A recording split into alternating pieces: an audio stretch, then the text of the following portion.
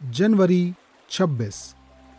हमारी प्रतिदिन की रोटी मिनिस्ट्रीज की ओर से आप सभी को नमस्कार।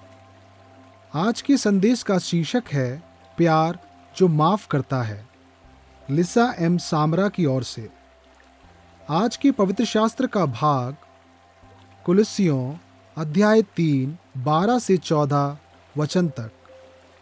इसलिए परमेश्वर के चुने हुओं के समान जो पवित्र और प्रिय है, बड़ी करुणा और भलाई और दीनता और नम्रता और सहनशीलता धारण करो।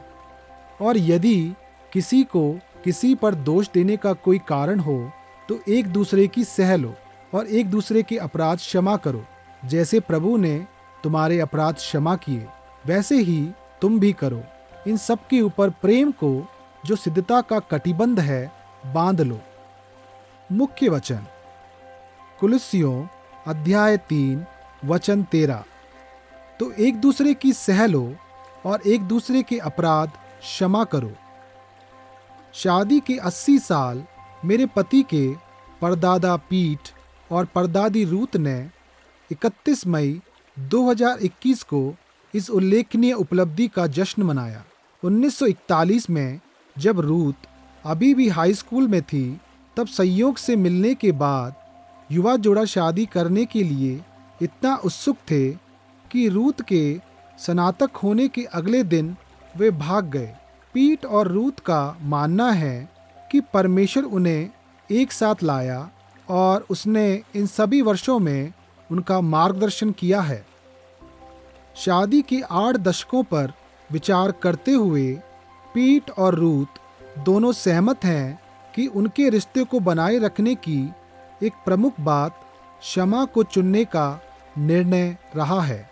एक स्वस्थ रिश्ते में कोई भी यह समझता है कि हम सभी को नियमित रूप से क्षमा की आवश्यकता होती है।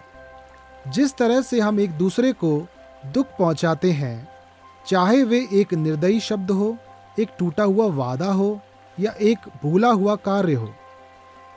यीशु में विश्वासियों को एकता में एक साथ रहने में मदद करने के लिए पवित्र शास्त्र के एक भाग में पौलुस क्षमा की आवश्यक भूमिका का उल्लेख करते हैं।